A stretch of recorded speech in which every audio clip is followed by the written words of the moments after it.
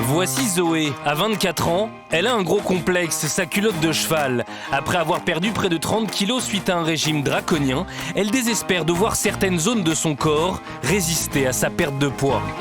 Ce que je regarde toujours en premier, c'est les parties les plus visibles. C'est vrai que c'est la culotte de cheval. C'est ça qui me dérange le plus, donc c'est là-dessus que je fais le plus d'efforts. La culotte de cheval, c'est ce surpoids au niveau des hanches et des fesses qui gâche la vie de nombreuses femmes. Régime, crème, massage, médicaments et même du sport 3 fois par semaine, Zoé a tout essayé, mais rien n'y fait. Sa culotte de cheval est tenace. Une situation de plus en plus difficile à accepter pour la jeune fille. Dans l'intimité, c'est très gênant. C'est un complexe, je suis complexée. C'est cette partie-là qui a dissimulé tout le temps. Et voilà, c'est énervant. On sent qu'en plus, on n'est pas bien. Et puis, on le cache tout le temps. On tire son t-shirt. Non, ça, voilà, c'est pas gérable au quotidien. Moi, ça me plaît pas, cette situation. Une situation que des millions de femmes connaissent et toutes se posent la même question. Comment lutter efficacement contre la culotte de cheval?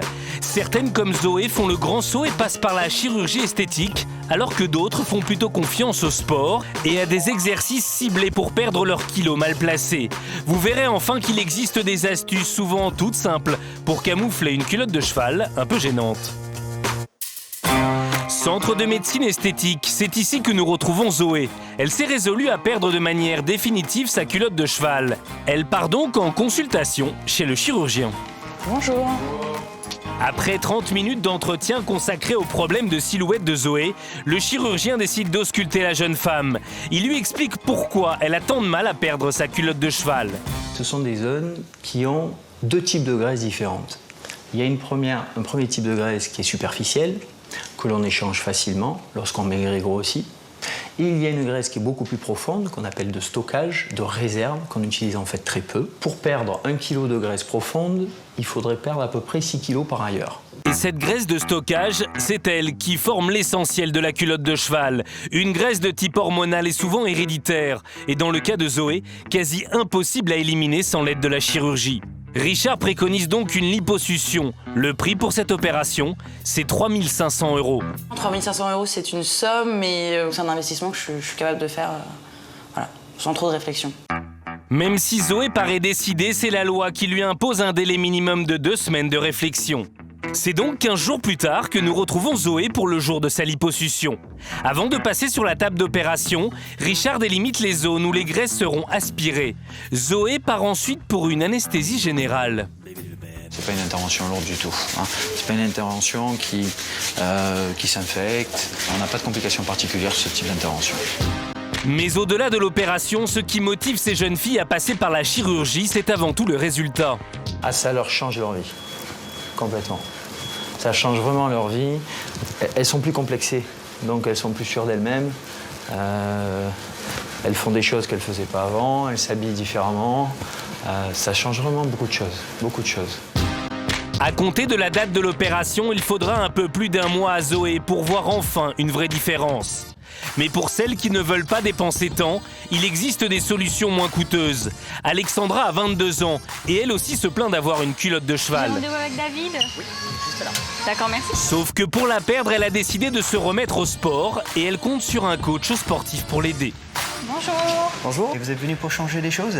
Oui, Oui. J'aimerais perdre ma culotte de cheval. Perdre sa culotte de cheval grâce au sport, c'est en partie possible, mais David préfère tout de même prévenir la jeune fille.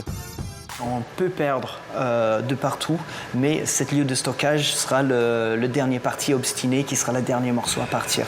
Donc c'est là où ce sera vraiment du travail à faire et il faut voir ça dans la longueur. Et le travail, c'est maintenant qu'il commence. Du vélo pour s'échauffer, puis très vite, on passe aux choses sérieuses. Hanches et cuisses sont les principales cibles du coach sportif. Là où ça travaille, on a les fessiers, on a les cuisses, devant et derrière.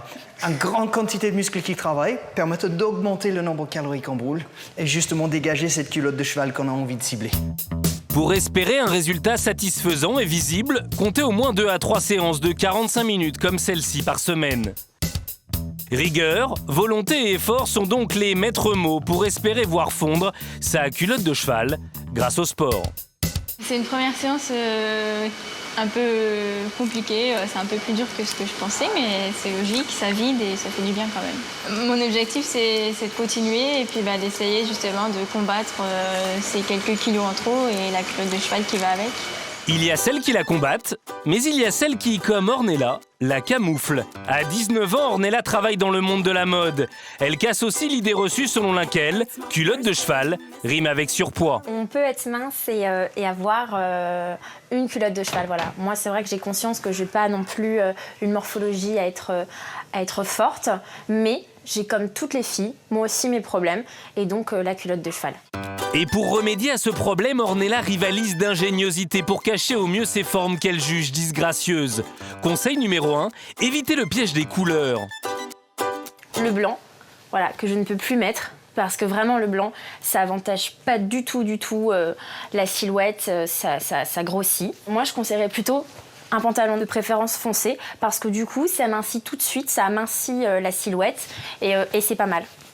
Deuxième astuce, montrer ses jambes, c'est encore possible. C'est pas parce qu'on a une culotte de cheval qu'on peut pas mettre des jupes ou des choses comme ça. Donc moi, pour les petites jupes, voilà, j'hésite pas à marquer la taille et mettre des petites choses un peu bouffantes comme ceci. Par contre, pareil, éviter le mini short. Ça, c'est des choses que je peux plus mettre non plus parce que ça marque énormément la culotte de cheval. Troisième conseil pour affiner sa silhouette, prendre de la hauteur. Ornella possède en effet plus de 30 paires de hauts talons ou de semelles compensées. Une véritable caverne d'Ali Baba qui lui permet de paraître plus fine grâce à quelques centimètres supplémentaires. Astuces en tout genre, sport ou encore chirurgie, il existe donc de nombreuses solutions pour se débarrasser d'une culotte de cheval gênante. Fini de complexer sur ses hanches, il est désormais temps de passer à l'action.